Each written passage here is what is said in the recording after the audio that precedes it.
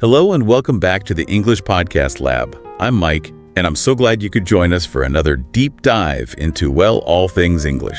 Hi, everyone. Today we're going to be talking about feelings and emotions. Ooh, exciting. I know, right? We use words like happy and sad all the time. Yeah. But I think a lot of us want to be able to express ourselves with, more detail. For sure. And luckily, we have an expert here today to help us with just that, Sarah. Hi, Mike. Happy to be here. So, Sarah, you've told me you're ready to go beyond the basics. Oh, absolutely. You want to talk about expressing yourself with more precision and color. Exactly. And you know who doesn't want a richer emotional vocabulary? It's like having more tools in your toolbox. I like that analogy. Yeah. So where should we start? Well, why don't we start with positive feelings? Right. The brighter side of the spectrum. Sounds good to me. Okay. So we all know happy. Right. What about pleased? Ah. It seems like pleased is more about a specific event. Like, I'm pleased you can make it, or she was pleased with her new haircut. Yeah, you're exactly right. Pleased suggests a sense of satisfaction with a particular outcome. Okay. It's a gentler kind of happiness, maybe even a little bit more formal, Right. not jumping for joy, excitement. Yeah, it's more subdued. A subtle kind of happy. Yeah, So if pleased is gentle contentment, okay. then what about joyful? Ooh, joy. It seems like that has more depth than staying power. Absolutely. Joyful implies a much deeper, more enduring happiness. Okay. Like, you might feel pleased about getting a promotion, Yeah, but you'd feel joyful about achieving a lifelong dream. I like that. Joyful has that lasting glow. Yeah. Okay, let's try a couple of words that I think people get mixed up. Okay. Grateful and fulfilled. Good one. I have a feeling a lot of people use those interchangeably. They do trip people up, yeah. Yeah. Grateful emphasizes thankfulness for something you received or experienced, like a gift or a kind gesture. You're appreciating what you have, but fulfilled implies a sense of deep contentment from achieving something meaningful. So grateful is more about appreciation, Yes. and fulfilled is about finding that deep sense of satisfaction. Exactly. From like reaching a personal goal or finding your purpose. Got it. Yeah. Okay, now how about optimistic and upbeat? Okay. Those both seem positive, Uh-huh. but I bet there's a nuance there too. Oh, definitely. Optimistic is all about having a positive outlook on the future. Got Like it. believing that things are going to work out well, Yeah. even in tough situations. Okay. It's that feeling of hopefulness. Right. It keeps you going when things get hard. And upbeat seems more about maintaining a positive attitude in the face of challenges. Yeah. It's that can-do spirit, like that energy that helps you bounce back from setbacks. Like, even though we lost the game, we're staying upbeat about the next one. Exactly. Okay, so time to really crank up the happiness dial. Okay, let's do it. What about blissful and euphoric? For when we're, absolutely over the moon happy. Yes. Extreme happiness. Yeah. Blissful often describes a state of profound contentment and serenity, Okay. a feeling of perfect peace and happiness, Imagine like a breathtaking sunset Yeah. or a moment of deep connection with someone you love. Okay. Blissful. And euphoric is like pure, unadulterated excitement and joy. It is. Like being on top of the world. Euphoric describes an intense feeling of happiness and excitement, Okay. often so powerful it's almost overwhelming, Yeah. like when you achieve a major goal. Wow, so many amazing words to describe happiness. I know, right? And we've only just scratched the surface. That's the beginning. I know, but before we move on, I'd love to hear from you. Yeah. What resonates most with you so far? When was the last time you felt truly joyful or maybe even euphoric? Good question. Take a moment to think about those moments Yeah. and the words that best capture those feelings. I love that. So many shades of happiness. Oh, I know, right? But it's got me thinking about the other side of the coin, Uh-huh. How do we accurately express when we're not feeling so great? That's a great question.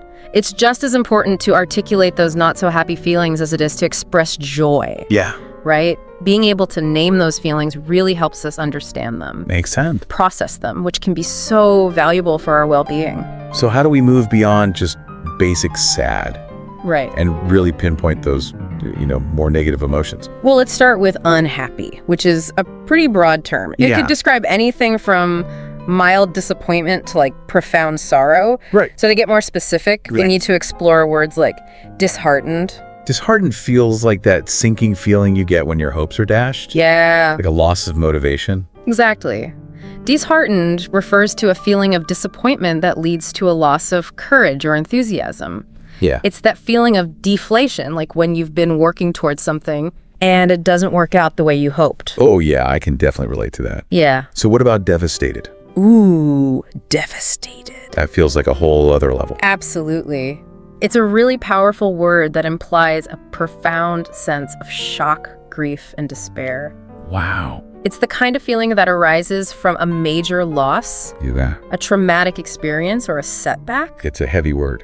It is. And then there's heartbroken, Yeah. which I feel like is kind of the ultimate expression of sorrow and grief, Mm-hmm. often associated with romantic loss, Right. but it can extend to other types of loss too. For sure. Okay. Heartbroken suggests a really deep, almost unbearable sadness, Okay. a feeling of being totally crushed emotionally. These are all such powerful words. Yeah, are. But negative emotions aren't always about sadness or grief. Right. What about confusion? Oh, yeah. Like, there's so many ways to feel confused. And I think having the right words to describe those feelings can be really helpful. Absolutely. Confusion can be a really tricky emotion to navigate. Yeah. So let's break it down a little bit. Okay. Let's start with puzzled, which is a more gentle form of confusion. Puzzled is like when something's unexpected or doesn't quite make sense. Yeah. Like, I'm puzzled by this instruction manual. Yeah. Nothing seems to make sense. Exactly. It's that feeling of being slightly perplexed Okay. or confused, but not completely lost. Right. You're still trying to figure things out, Yeah. but you're not overwhelmed by it. Whereas bewildered feels like being completely lost and disoriented. Yes. Like you've wandered into a maze with no exit. Bewildered describes a much more intense form of confusion, Okay. often to the point of feeling disoriented or overwhelmed. Right. It's that feeling of being utterly lost and uncertain. Okay, those are great distinctions. Yeah. Now, I love how we often use idioms to express feelings in English. Oh, idioms are fun. They add such color. They do. What are some idioms we can use to describe those feelings of delight and happiness? Okay, well, for example, over the moon is a classic idiom Right. for expressing pure delight and excitement. Yeah, I love that one. It's so vivid. It is. What about on cloud nine? Oh, yeah, on cloud nine. It evokes that feeling of floating on air with happiness. Okay, let's talk about a word that I think we all use a lot, Okay. but maybe not always correctly. Uh-huh. Overwhelmed. Overwhelmed is definitely a commonly used word. Yeah. It captures that feeling of being unable to cope Oh. due to an excess of something. Mm. It could be work, stress responsibilities, or even positive things like joy or excitement. So it's not just about feeling stressed or anxious. Exactly. It can be about feeling overcome by positive emotions, too. Yeah. That's interesting. Yeah. Yeah, speaking of complex emotions, Okay. what about nostalgia? Ooh, nostalgia. That seems to have a really unique blend of happiness and sadness. It is a fascinating emotion. Yeah. It's that bittersweet feeling of longing for the past, often accompanied by a mix of happiness, sadness, and a sense of yearning. Like when you look through old photos Yeah. or listen to a song from your childhood, Exactly. it's powerful. It is. Nostalgia reminds us of the power of memories and how they shape us. Yeah. It's a testament to the fact that even as we move forward, Right. the past is always a part of who we are. These are all such insightful observations. Thank you. But before we move on to even more descriptive emotional vocabulary, I want to pause Okay. and ask you, dear listener, Yeah. what's resonating with you most from our conversation so far? Is there a word or phrase that you're eager to start using? Ooh, Or perhaps a feeling you can now describe with more accuracy and nuance? I love that. Wow, we've explored so many feeling words already. I know, right? And it feels like we've only just scratched the surface. Just the beginning. So many emotions out there just waiting to be discovered. Exactly. It's exciting, but also a little daunting. It is a lot, but it's a fun challenge. It is. So what's the key takeaway from all this? I think the biggest takeaway is that by expanding your emotional vocabulary, you're really empowering yourself to communicate more authentically. and connect with others on a much deeper level. Yeah. It's about moving beyond those vague, generic terms. Right. And using words that really capture the complexity of your inner world. And in doing so, we become more mindful of our own emotions and more attuned to the feelings of those around us. Absolutely. It's like we're tuning into a whole new frequency of emotional intelligence. Beautifully said. Oh, thanks. And now I'm going to leave you with a thought to ponder. Okay.